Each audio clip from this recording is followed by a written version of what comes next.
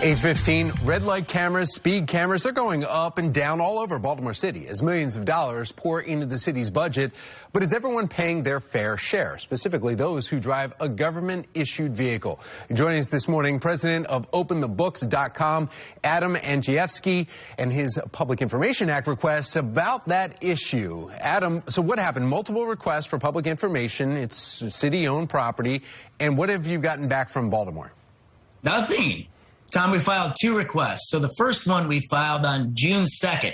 So it's 6 weeks old. And we haven't had a response or an acknowledgement from the city. Here's what we requested. A database of all city-owned vehicles. What officials driving the vehicle and how many personal versus business miles they drove last year. This is of concern to the taxpayers, to the residents of the city. Here's the second request. We just wanted to know on the 40 most prominent officials in the city if they're racking up tickets, speed tickets, red light tickets, parking tickets, and if they're paying their tickets. And that request actually was rejected by the city. So how can they say they requested it? Is it privacy? Like, what was their foundation for saying, no, we're not going to give you that information? So they rejected it on a basis of a red light ticket or a speed ticket. And they said only the person who got the ticket can request their information.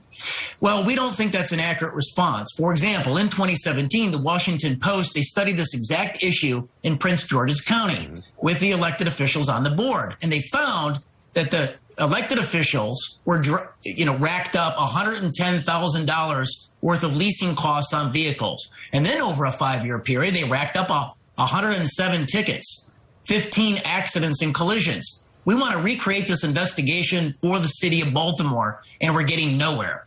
Yeah, I mean, it's the taxpayers' money that's funding it. We're not arguing saying that they have government vehicles for some of those leaders. We're arguing saying we just want to know how much money is being spent there, especially with gas way up. Where they're traveling to should be a part of it if it's personal or city or government, I guess, funded for those travels. Well, Tom, and here's what we know from the city checkbook. We know that the city is spending millions of dollars every single year on their vehicle fleet.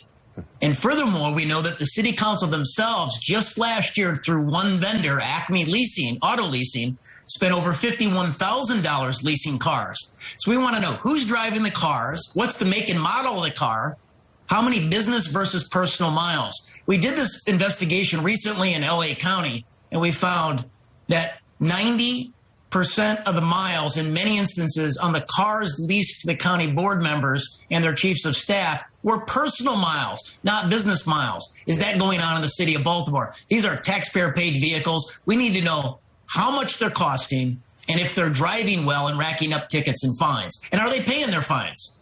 And are they paying the fines? Adam Andrzejewski with OpenTheBooks.com. Thank you for asking the questions and pursuing this. Thank you.